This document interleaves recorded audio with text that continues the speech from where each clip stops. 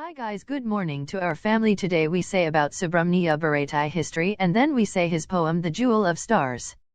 Subramaniya Bharati bio. Subramaniya Bharati, activist, journalist, and poet. Subramaniya Bharati was born in Etiyapuram, India, in 1882. Brought up in the Tamil religion, he was one of their literary leading lights and his verses were characterized by their potent nationalism and patriotic fervor. Educated at the local Hindu college, he was a precocious student who turned to poetry when he was just 11 years old.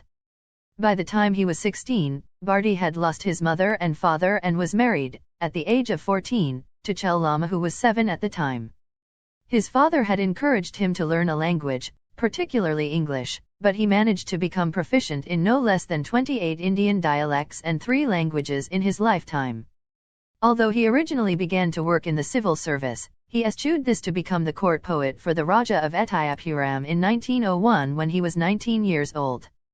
Also at this time he developed an interest in world affairs and found an vocation in journalism, becoming an assistant editor for a local Tamil newspaper a couple of years later.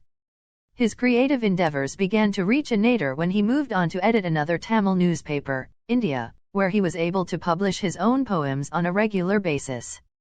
He also became a supporter of the militant arm of the Indian National Congress, which favored armed resistance to British rule at the time. When the owner of the newspaper India was arrested, Bharati was forced into a self-imposed exile in a French-ruled province of the country. From there he continued to write, although the British colonials tried to stop publication and distribution of his work. At this time, he became interested in Vedic literature and wrote some of his most famous works including Koil Patto and Kannun Patto.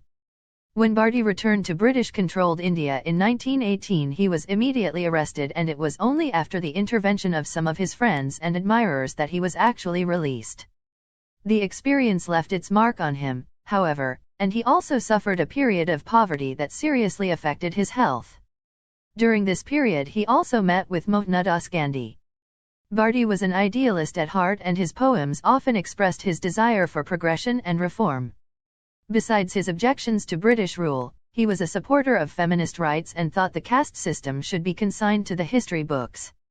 He wrote thousands of verses throughout his lifetime on subjects as diverse as nationalism, the Tamil way of life, religion, children's poems, and elegies to freedom fighters.